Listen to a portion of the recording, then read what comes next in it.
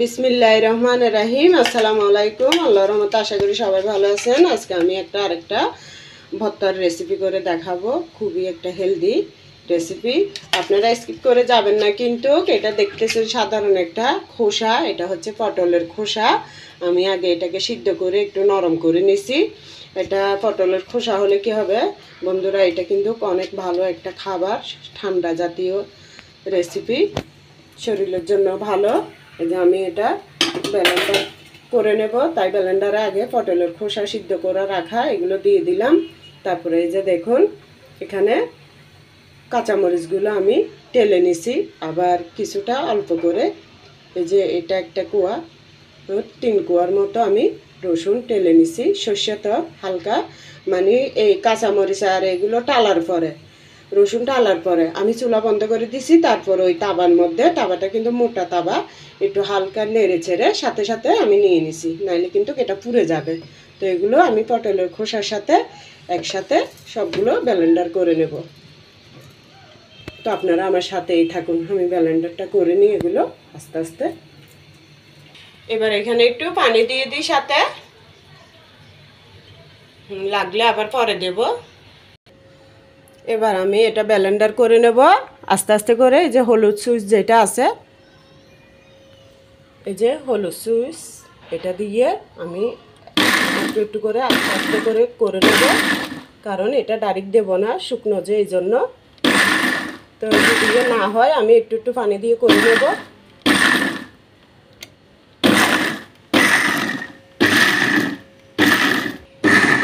এই তো বন্ধুরা হয়ে যাচ্ছে আস্তে আস্তে।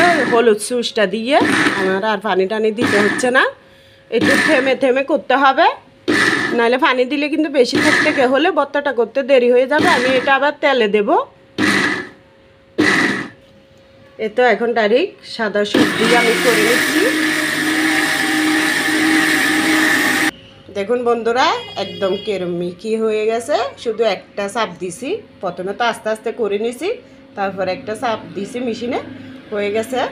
চলুন এখন আমি এটা মরিচকুলা করে নিই তেলের মধ্যে। এই তো বন্ধুরা এখন চুলাটা জ্বালাই দিছি, কড়াই বসাই দিছি। এখন আমি সরষের তেল দিয়ে দেব।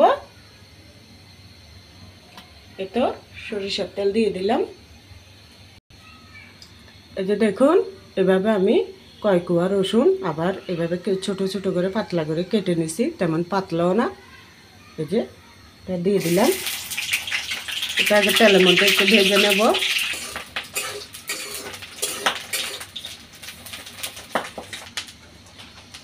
এই যে এখন বেশি করে একটু পেঁয়াজ দিয়ে দেব, আর একটু দেব। পেঁয়াজ আর রসুন একসাথে লাল লাল করে নেব।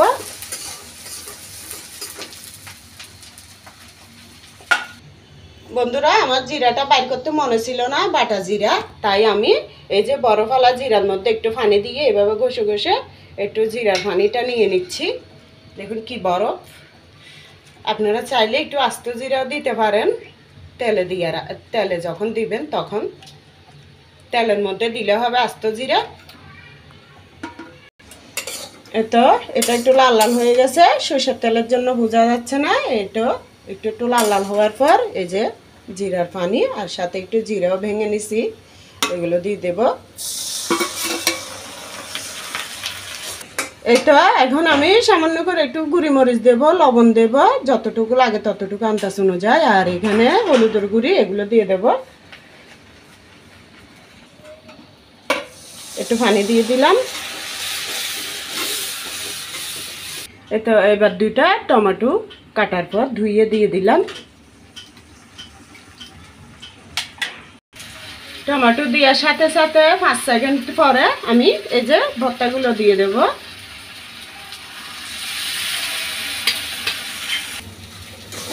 এটা দেখুন এটা আমি অনবরত নেড়ে নেড়ে এভাবে 10 মিনিট পর্যন্ত করে নিলাম। এখন আমি ধনিয়া পাতা কুচি দিয়ে দেব। আপনার যদি আরেকটু বেশি থাকে বেশি দিয়েন, যত বেশি দিবে এত ভালো ভর্তার মধ্যে।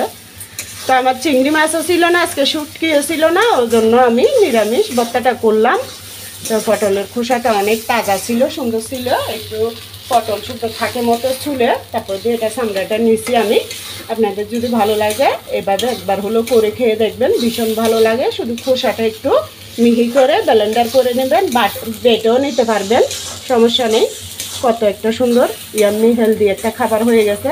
পটল যেরকম পেটের জন্য ঠান্ডা, পটলের খোসা পেটের জন্য খুবই হেলদি একটা ঠান্ডা খাবার। তো আপনারা এইভাবে একবার হলেও করে খেয়ে দেখবেন, খুবই ভালো লাগবে। তো সবাই ভালো থাকবেন, আল্লাহ হাফেজ। ছোটোখাটো একটা রেসিপি দিলাম, সবাই ধৈর্য সহকারে দেখে নেবেন, ভালো লাগলে শেয়ার করে দিবেন আর বন্ধু হয়ে পাশে থাকবেন। আল্লাহ হাফেজ, আসসালামু আলাইকুম। এই যে দেখুন, আপনারা চাইলে জাল কম লাগলে, আমি তো জাল দিছি, প্রচণ্ড মজা হয়েছে খেতে। একটু লবণ দেখছি যে এই কাঁচামরিচ দিয়েও খেতে পারেন, শুকনো মরিচ তেলে খেতে পারেন, তো একটু লেবু দিয়ে খাবেন আরও ভালো লাগবে। আমি তো সাথে টমেটো দিছি, তো লেবু দিলে লেবু দিয়েও খাইতে পারবেন। দেখুন কত সুন্দর ইয়াম্মি একটা ভর্তা হয়ে গেছে। তো সবাই ভালো থাকবেন, আল্লাহ হাফেজ।